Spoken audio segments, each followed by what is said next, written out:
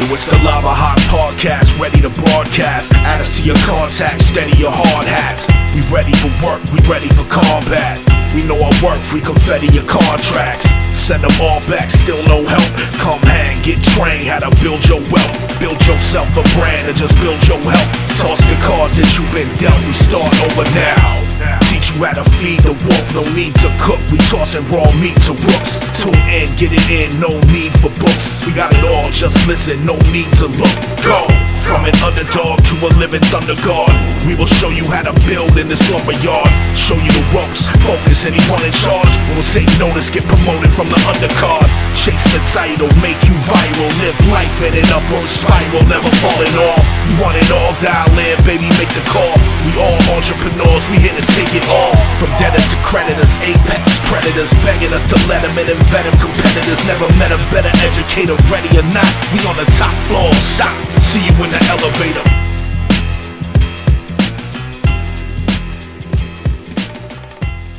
Hello and welcome to the Lavahot podcast. I'm your host, Joseph Connell. Today we're going to be talking about exposure. And the reason why I like this topic, for a variety of different reasons, whether it's marketing, whether you're a local DJ, whether you are a real estate agent, I think nowadays everything comes down to exposure, whether that's on a local, regional, national level, or even worldwide. The guest that I brought in today is an individual that really cut his teeth in the exposure game in the DJ space. More recently, he's become the host of his own podcast, which is what really attracted me to bring him onto the show, because me personally, I just love the podcasting platform. I think it's a great way to increase exposure. But let me tell you a little bit about Kevin Palmer. So Kevin, better known as DJ KP, hosts the Studio 2 with DJ KP. It's an engaging live session every Monday at 9 p.m. Kevin brings a mix of special guests, music reviews, and interactive call-ins to his audience. He's also well known for his presence on Power 101.7. That's right. Yeah. And Kevin, welcome to the show. Hey, thanks for having me, man. This is absolutely an incredible studio. I can't believe I'm actually here. Yeah, no, yeah, hey, man, I appreciate it. I've been following you on social media. I'm not sure, like, you know how it happens. Somehow you just kind of get connected with people. Yeah, right. Because I've definitely noticed you too. I don't think we've ever met in person though. No, but I've been noticing you for a couple years, I feel like. Yeah. Well, especially in the Salisbury community, when we cut our teeth in the podcast game, we went to see Maurice over at the brand. Oh yeah, shout out to Maurice. Yeah, he definitely. Not only did he get us started, which such respect and admiration for what that man does. Yeah, he's so good with the video equipment, man. My gosh. Yeah, as he says, he puts the razzle dazzle on it, and he really helped. Like when I came to him, I had the idea of the show, what I wanted to do. And it was something I had contemplated for like a year and a half. I actually, right across the hallway is another office. Yeah. And I actually built an original studio there. And I did what most people do. You get all the equipment, you get ready to roll. And then I was like, I don't know how to edit. I don't know what I'm doing with the audio. So Maurice, that learning curve, man. Maurice was, such like, he's been there and done that for getting it started. He helped me shape like how I should do my sessions, what the setup should look like. So even right down to this studio. So like once we purchased all the equipment and the camera set up and everything, he actually came in and helped. Well, you got everything set up. 10 out of 10. I give it, man. This is world-class A1 stuff. I really enjoying being here right now. Yeah. So the one plug that I would say is if you have been thinking about doing a podcast and you don't know where to get started, find somebody in your market like a Maurice. Yeah. Because they will help get the ball rolling. Because it's very complicated, man. Making the audio hook up with the video, and man, there's a lot. There's a lot. A lot of people want to start podcasting and then they start and then they realize that they never really wanted to. Right. Yeah. No, I mean, for me, I know that when I started the podcast, I was committed to, I think originally I was like, okay, I want to get to 100 episodes. We've now expanded that. Like my commitment is now 5 years. Like nice. How many episodes do you have? I think we are about 72, 73. Okay, cool. In there. So we've got a decent amount. And now that we have this equipment, our goal is to just make this like weekly. We record 1 to 2 episodes and kind of get into that rhythm. But when we didn't have all the equipment set up, it just kind of bottleneck this a little bit. Yeah. But, hey, enough about me.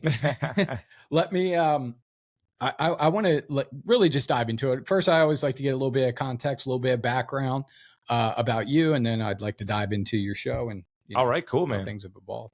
Yeah, I've been DJing and producing for about for a little over 10 years now. Mm-hmm. So I opened up a studio in Salisbury, right in my house. I got a home studio. Opened it up, I think, in 2013.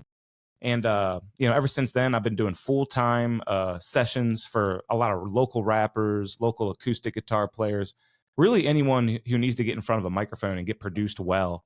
I do all the mixing and the mastering myself. It's only $40 per hour. Look me up. Definitely, I got over 10 years of experience. Not a lot of people have that kind of experience around here. So I really know what I'm doing. I'll world-class mixing and mastering. And then from there, I started DJing on like the local scene. Mm-hmm. Started out at Mojo's, Market Street, Roadie Joe's. And then those parties got so insane that we kind of evolved to Brew River. And then we evolved to Cowboy Coast and Ocean City. Right. And the parties just got bigger and bigger and bigger. And check out some of my videos on my Instagram. Some of the biggest parties you've ever seen. And I've just had the privilege of being at the helm of those. You know what I mean? Yeah, for sure. For sure. I want to talk a little bit about Power 101.7. The greatest radio station ever. Yeah. Nice plug. And much appreciated. So I want to ask, like, what got you into that scene? Like, what got you, like, I think I just sent Bill Baker a message one day. I was just a really, really ambitious, hungry young DJ. And I was sending everybody messages back then. You know what I mean? And that really helped me out. I should probably get back to that because so many opportunities came my way when I was sending those messages. But I guess Bill Baker just saw something that he liked in me. He wanted to give me a shot. And I forget what the first thing that we did for Power was. I think it was like some kind of remote gig, maybe at like a car dealership. Mm-hmm. And we just kind of spun, live on air with Bill. And he really, really liked my stuff. I was also DJing with my brother, DJ Cash. Shout out to him. Yep. And yeah, it's been KP and Cash on Power for years now. Very cool. And yeah, we do a little thing called the old school versus new school mix. Yep. We take a little bit of old school, a little new school. We do some mashups and stuff. That's cool. And that's every weekday at 5 p.m. on Power 101.7. Yeah. So a little fun fact about me. I had a set of Tech Nines or Tech. What are they?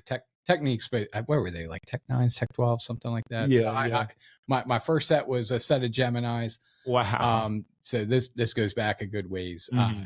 In high school, and still now, I'm a big hip hop enthusiast. So awesome. I love a lot of underground. I love a lot of, especially that early 2000s. You listen to any local stuff? No, I actually haven't. Tune in every Monday at 9. We'll get you tapped into the best local music, best local hip hop. Yeah, fair enough. But no, I was like convinced that when I got out of high school, I wanted to get into like producing music, and I wanted to more or less do kind of the path that you went. And I never, then, the cards for me, I went to work for 84 Lumber, and then started having kids, and I applied there one time. Yeah.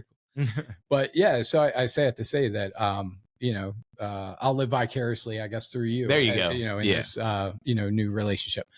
But no, I mean, it's something that I've always had a passion for. My wife and even my kids will tell you, like, my typical mix is usually something hip hop related. When the 6-year-old's around, I got to tone it down a little bit, but they definitely get, especially a strong mix of that early 2000. Oh man, that's my specialty. Yep. Early 2000s mashups. That's my specialty right there.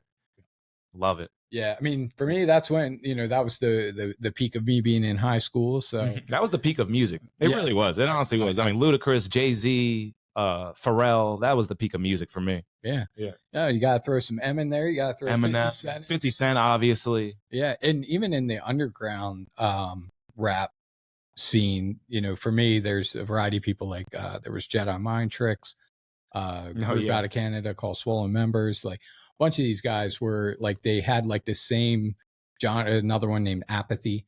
They all like kind of that like Philly vibe. So you were into the underground scene a little bit. That's awesome. Yeah. Well, that's all I really listened to. There were like some like mainstream artists that I would listen to, obviously M and 50 Cent and that group, but right around like 2003, that's when I started getting more into more into the underground stuff. That was influenced by my older brother. Oh, nice. Yeah, that makes sense. Yep. What was the first album you ever bought? I love asking people this question. Yeah, so I was telling my kids this the other day. So the first cassette, we actually it was a combination of me and my brother, but I remember I got Coolio. Nice. Yeah, so Coolio. I remember the first couple of R.I.P. too. Snoop Dogg. Okay. Doggy Style. Classic. Dre, The Chronic. Man, really good stuff. Yeah, and I remember having NWA, and then my brother, I remember we had the cassette tape thing, and it was like Onyx. See, that's another story. What was the first cassette tape you ever had? Well, yeah, that's what I go back to that. When we got into CDs. Well, you can't even ask the kids anymore what was the first album you ever bought, because they don't buy albums. They stream stuff. They've never bought an album, you know? But for me, the first album I ever bought, or the first couple, started off with Word of Mouth by Ludacris, then Battle of Los Angeles, Rage Against the Machine. Yep. You know anything about Rage Against the Machine? Oh, yeah. Yeah, that's some good stuff. And then there was X by DMX. Oh, yeah. Yep. And then I had an AC/DC album. Yep. Yeah. How old are you? I'm 33. 33? Okay. Yeah. So you're about 5 years younger than me. Okay, cool. But yeah. For me, we had to get cassette tapes, and then eventually when it evolved to CDs. And the first cassette tape I ever had was a Britney Spears cassette tape. Really? That was at the time we were in there. Yeah. Hit Me Baby One More Time. Yep. Yeah, no, my mother also liked rap music. Yeah, really? So, yeah, that's a little different. Yeah, it is. So I think that made it a little bit easier when we would go to the music store and say, oh, we want this, Dr. Dre tape, and we want, this and that. My brother had that's what he would always spend his money on. He would just go out and get a bunch of different tapes. I was obsessed with albums too. You name it. That era of I guess this goes back to 95, maybe 92, somewhere in there. I'm going to think I was 8 years old. So this goes back about 30 years ago. So we were still using cassette tapes back then. But when it got to the CD era, I feel like I had, what was their name? Browsing FYE back in the day. No, this one's going to be a funny one. I didn't buy this. I actually remember being given it. The crisscross will make you jump. Oh yeah, Who are those kids? It was crisscross, right? Oh, it was crisscross. Yeah, crisscross. Yeah, crisscross. Yep. Yeah, and it's funny because during that time, this is 98, 99, I think, somewhere in that ballpark.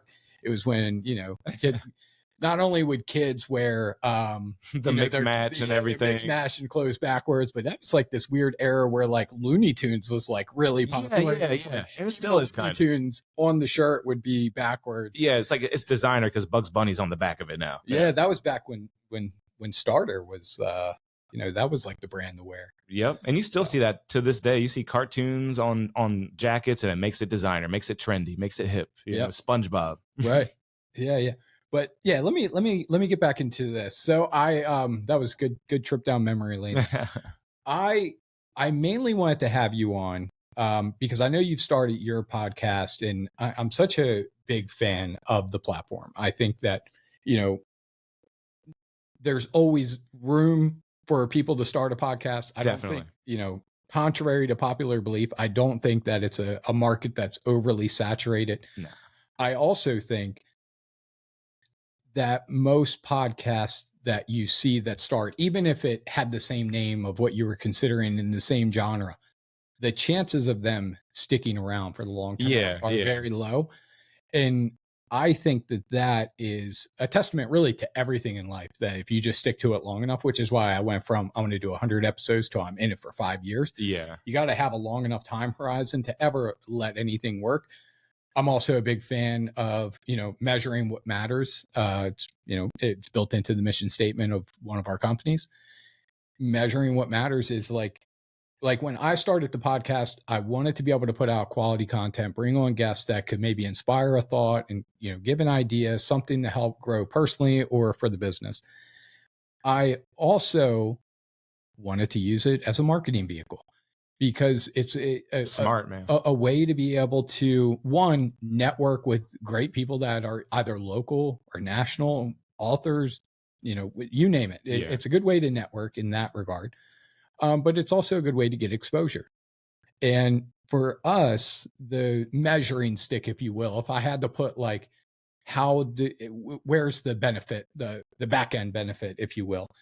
It's always been, it's a good attraction tool. It's attracted clients to us. It's brought in revenue. So I always use that as like the measuring stick. Like, I don't look at, how many views did one specific video get or anything like that. I mean, who wouldn't want to use the agent with the podcast, Right. So I say that to say that for anybody considering the platform, that you should just get started, like, and don't hold back on it. But I want to get your take on it. Like, since you've started your podcast, which you're about how long into it now? Pretty much exactly 1 year. Yeah.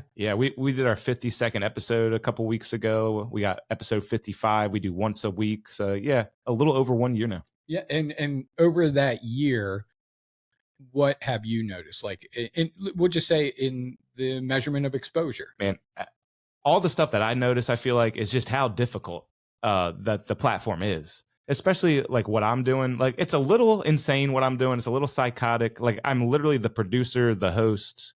I do the angles. I mean, I'm switching angles as I'm interviewing people. I'm pulling up content. And, and after a year of doing it, I'm actually starting to develop the skills I need to actually pull that off. Yeah.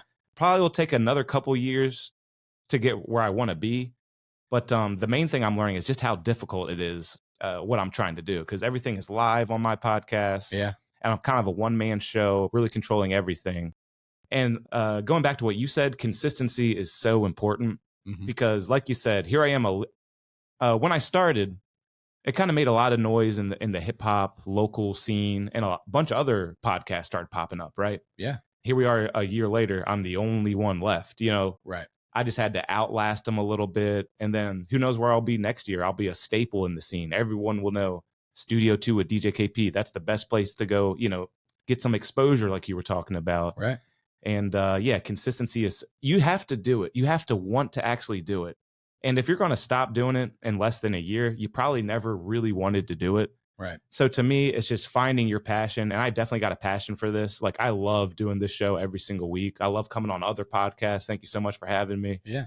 And I think the biggest thing I learned is how important passion is. Because if you wake up and you don't want to host a podcast, it's going to suck. Oh, you know what I mean? Yeah. Like, you really got to find your passion and make sure you want to do it and be consistent and stuff like that. Yeah. On our show, our slogan, if you will, is feed the wolf. So let's talk about it. So we put that everywhere. And, for like reference of what it means at the core of it, for me, is going through the paces of the uncomfortable until it becomes comfortable. And just doing it over and over. Very good point.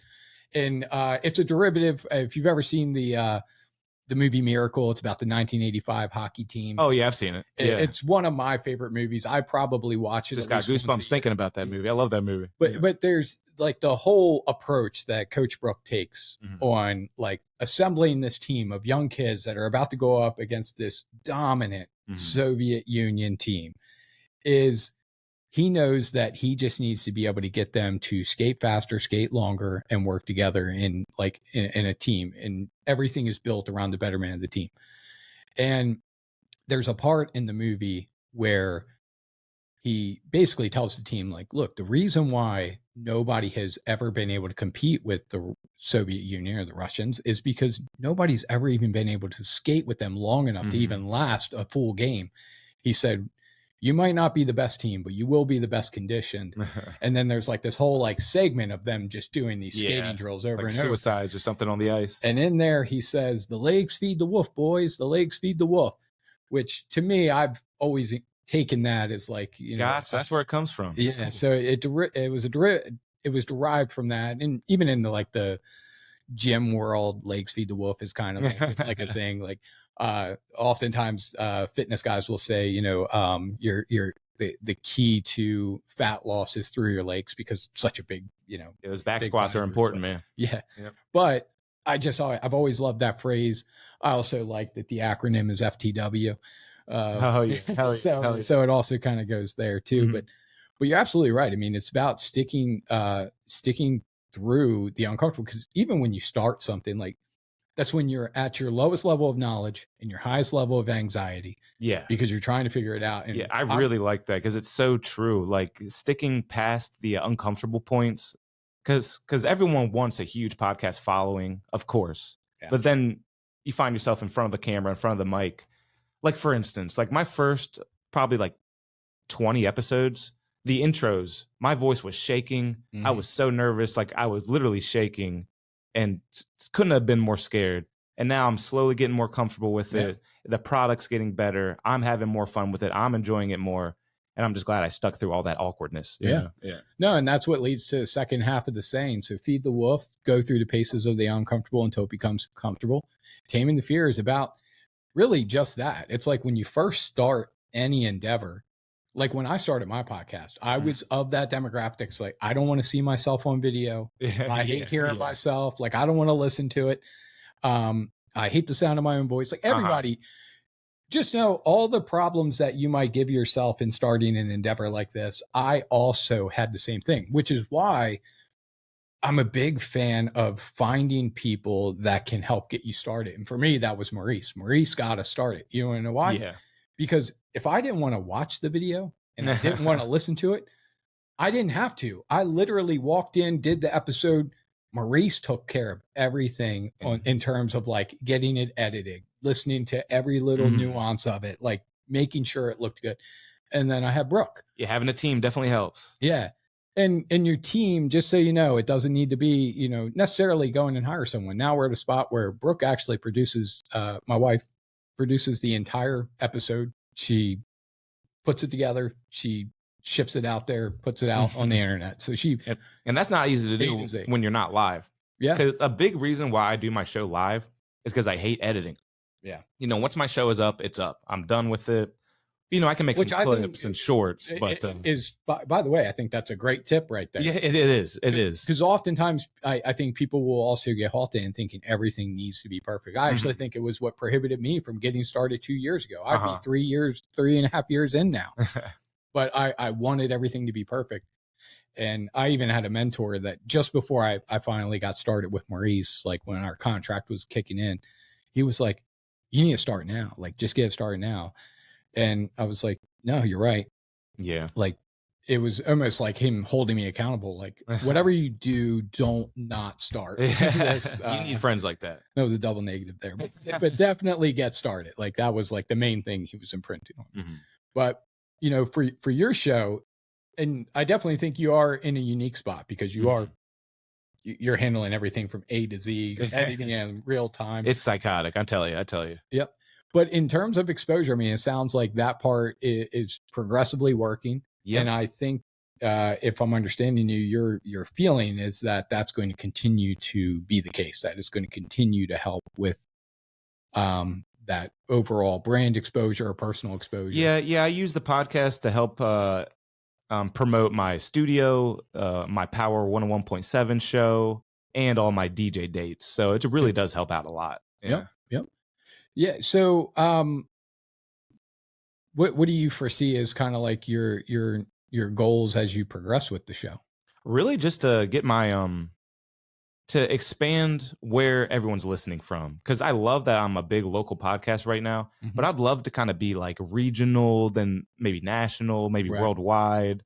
So really, it's kind of boring, but the goals are just to grow, just to expand, because I really believe in what my show has to offer. Live music reviews, reaction videos, call-ins, everything's live. Never know what could happen.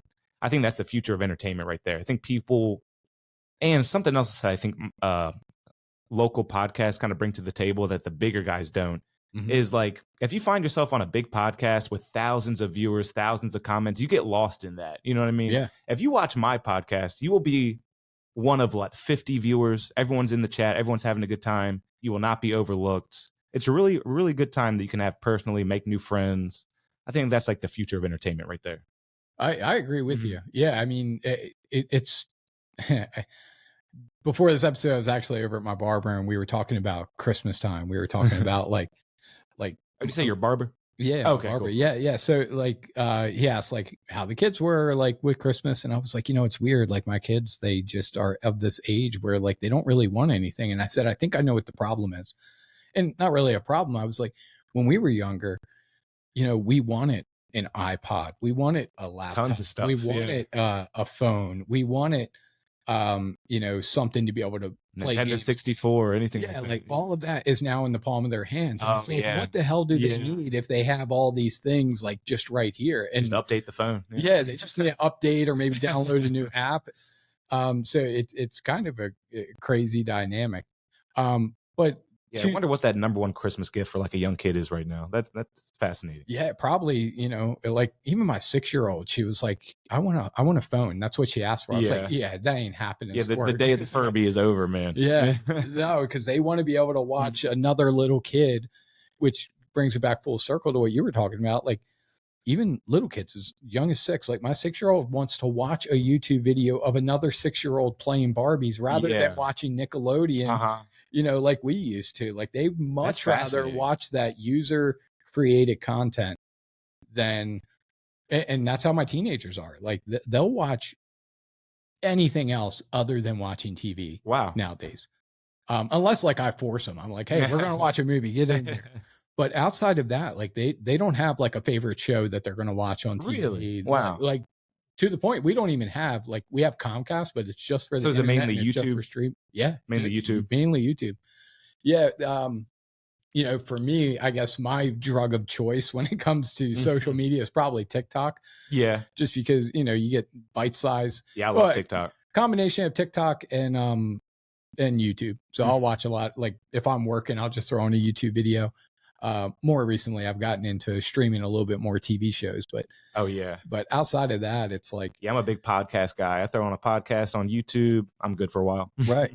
Yeah. But you know, it's so true that I think, I also think that there's like a newer version of podcasting that I think is going to become popular. And you already see some of these shows like this, but like a good example would be, you know, if you're really into golf, which is the crazy thing, dynamic about like the podcasting space and where we are as like a culture in wanting user generated content, is like, if you're really into golf, even if you're not good, but you just really love golf, you could start a show about golf.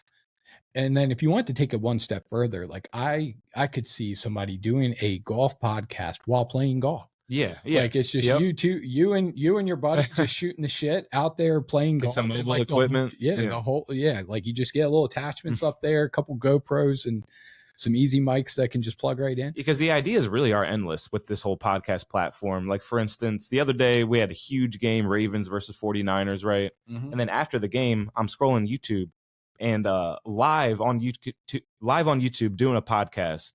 Who was it? I think it was Chad Johnson and some other retired NFL player are just kind of talking about the game. And they got thousands of viewers, because who wouldn't want to hear their take on the game? Right. But people are starting to figure that out. Like that is actually the best content that we could find, probably. Yeah. You know, especially if you just watch the game, you're excited about it, you want to hear some takes. And then Chad Johnson, and I think it was like Keyshawn Johnson too or something. Yeah. But either way, that kind of content is the future of entertainment. I agree. Yeah. I mean, and we see it one short form video at a time. Yeah. The attention that's going away from all that traditional media. Yeah. Everything's either short or long, right? Yeah. Right on down to, you know, Thursday Night Football being powered by Amazon on a streaming platform. Like that's actually nice. I enjoy that. So do I. So do I. We're supposed to have a Saturday night. Isn't this upcoming Monday night football? Man, there've been football on all kinds of days of the week this year. I've been really thrown off. Yeah. No, it'll screw you up. God forbid they go overseas and then it's like you got to wake up at 9 a.m. to there've been a couple London games. Yep. But yeah, I wanted to bring you on to really talk about the podcasting platform. It's cool to see the progression of where you are, kind of how you envision it. And I would imagine here soon you'll probably find somebody that can kind of help with like that management aspect on the side. Yeah, that would be great, man. Yeah, I need help with marketing and all that stuff that you're good at. Yeah.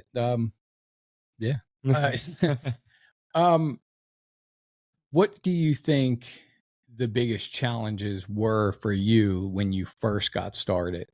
And I know you spoke a little bit about like some of it was nerves, and maybe even some of it was like the platforms itself.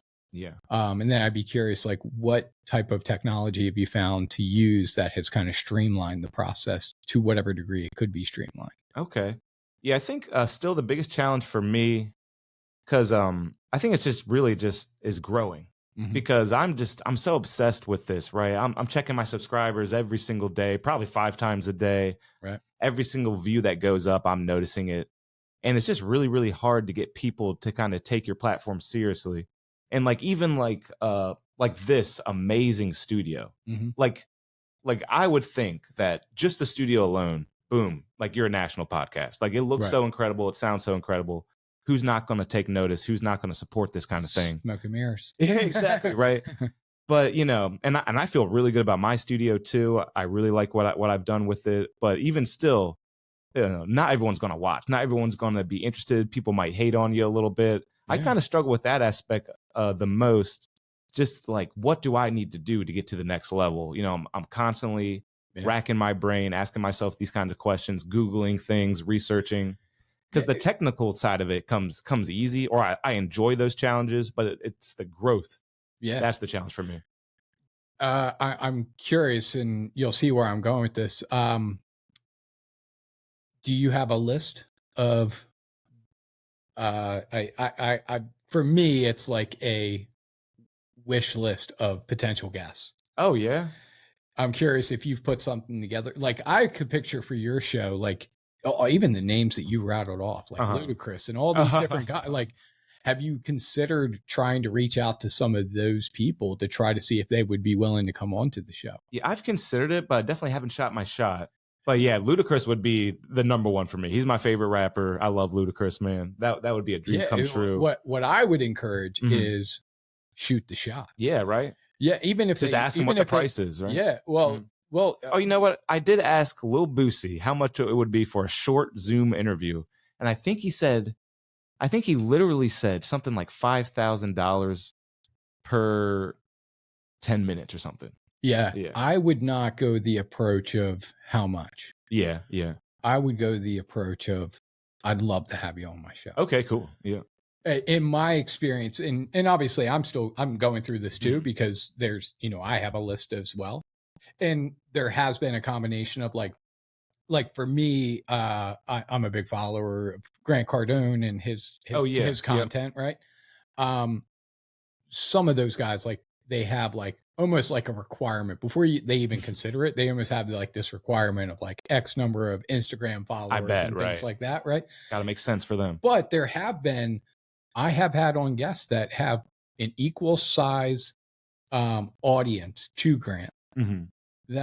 We just shot him a message and was like, hey, we'd love to have you on the show. And they were just like, heck, because a lot of these people, they want the opportunity to just be on more shows. Yep. To get another market, just another group of people. Like, especially like in the arena of what you're talking about. I mean, it's almost coming from like, a sense of admiration. Like, hey, I want to have you on. My favorite rapper.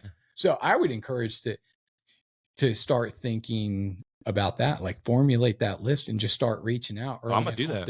And eventually what's going to happen is, it might not be Ludacris, right? But it might be somebody that's still a really good guest who also has their own audience of their own. And that's definitely something I'm looking at. Is like when I pull in guests for my show, I'm just thinking like, do they have more followers than me?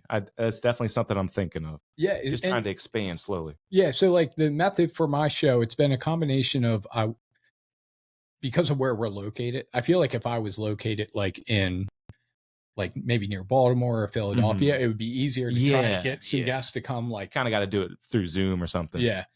It's a whole different dynamic if like somebody has to travel and then they have to travel again just to get down to here. I mean, granted, I guess you could fly into Salisbury, but it's still like great airport over there at Salisbury. They treat you right. Best flights to get to the places that can get you to where you're really trying to go. Nobody does it better than them. Seriously. They'll get you to North Carolina. It's a luxury when you fly in there. Not having to make that trip from Baltimore is nice. It is. But yeah, no, I say it to say that like for us, like I love having on local guests. Also like having on national individuals. For sure. It's like that mix of like the goal is to like the genre of show that we do in terms of like putting it on YouTube is what you would call a biz dev show or a business development show, which is essentially a networking show. you're bringing on guests to, one, get to know more about them, get to know in kind of that exchange. So like you learn more about me by coming to our studio, seeing that we actually have an office and all that jazz, right? And then on the flip side, I get to learn more about you and the type of things that you could do. And then, you know, not that it's the main driver, but heck, maybe there's a way that we do business together. Yeah. I actually think I'll probably hire you for the audio engineer side of things when I screw up an episode. Man. Yeah, I can definitely help you out. Yeah, so there's that side of it. So the business development side, plus the exposure back and forth. So when I have you on as a guest, you get introduced to people that you don't know in terms of my audience, and then vice versa. So that's the key to this podcast game, is getting on other people's podcasts and kind of making a network. Yeah, as they say, collaboration is the new currency. Yeah. So, you know, and if you look at that on the big name guests, and I think it's great to have that list down and just look at it early and often. And yeah, I'm gonna start shooting my shot, man. I'm gonna make a note in my phone. I'm gonna copy and paste it to a bunch of DMs. All right, look out, everybody. Especially if you're a 2000s a really famous rapper. Yeah, and what I would suggest is, you know, definitely personalize it for certain ones. But yeah. But yeah, I mean, the funny part, especially when you get into like a DM on like Instagram of like somebody that has a huge following, chances are they're probably not going to see it. Yeah. But you never know until you. Yeah, you got to send 100 messages and hope to get one back. Yeah. Right. And even that would be, you know, a good day. You send it out to 100 early 2000 rappers. Yeah. If I got one, that would be incredible. Might end up with Ja Rule or something, but because I do have a song out right now that's actually doing pretty well, and it's with a really big rapper named Trap Beckham. I don't know if you might have heard of him, but he's got a song called Birthday Chick, and it literally, well, it's called Birthday BITCH. Don't want to curse on your show, but it's literally like one of the most requested songs in the history of music. Like this is like a humongous song, and I got a song with him now, so I've been hoping to kind of use that as leverage to get him on my podcast. So he'll probably be my first big guest. So shout out to Trap Beckham. Look up my new single with Trap Beckham. It's called On Go featuring Trap Beckham. So that's DJ KP On Go featuring Trap Beckham. I like it. I like it. Well, KP, as we wrap up this episode, and I just want to say I appreciate you coming on. It's been so much fun, man. I always like to give every guest an opportunity to kind of more or less kind of plug their stuff. Like cool. Where they could go to follow you, listen to the show. Yeah, so for me, the main thing for me is go on YouTube, all right? Type in Studio 2 with DJ KP and hit the subscribe button, hit the notification bell, because we go live every Monday at 9 p.m., unedited, uncut, unfiltered. And then follow me on Instagram, same name, Studio 2 with DJ KP. Post a lot of great clips from the show, keep you updated on what we've been doing. And then go on TikTok and type in at DJ KP mashups. I got actually like 150 mashups on my page. Very cool. You'll definitely find something you like. I have seen a few of those. Okay, cool. Yep. And it's a lot of 2000 stuff. Like for instance, I just released one this morning. It was 1,000 Miles by Vanessa Carlton, you know, and it was a replay by Ayaz on top of that. So go check that one out. Over 100 mashups on my page at DJ KP mashups on TikTok. And look me up on Apple Music and Spotify. I'm DJ KP. Cool. And for those listening, just know that if you go to the lavahotpodcast.com, you know, one, you'll see this episode and you'll see a variety of other episodes, pretty much every episode that we've ever published, you can find right there. But if you want to find KP's credentials, if you will, like his social media feeds and his website and all that jazz, just search up, I'll probably put it as Kevin Palmer. I might even throw a KP. Thanks, man. You could search KP, but you just search for his name and right there will pop up a brief bio, access to all of his social media accounts. And in addition to that, you'll be able to click on the video to be able to watch the video, listen to the audio, whatever one you want to do. And if we have any short clips kind of uploaded to YouTube Shorts, you'll see them there as well. But yeah, make sure you head over there. That's fantastic, man. I will also say the same thing. Be sure to like and subscribe. The one thing that really helps us with our show is anytime we get reviews on your favorite podcasting platform. And we are definitely focusing a lot on our YouTube channel, especially as we get into 2024. I always think it's important, and this is for the listeners too, pick a word as you go into the new year. And ironically, and it's why I like ending the year, with this word, which is exposure. Because for me, that's the word that I'm going into 2024 with, which is, increased exposure. Going to have to do a fun drill with the kids because I want them to kind of pick their own word as well. But with that, that's a wrap. I appreciate Kevin. I appreciate your time. It's been a lot of fun. I appreciate you having me here. Yeah, and my gut tells me this won't be our last episode. Awesome. We do together. I would love to come back. Really. Yep. Cool. All right, man. You've been listening to the Lavahot podcast with Joseph Connell Jr. Do you want to level up your business? Then visit us at golavahot.com for a free marketing analysis.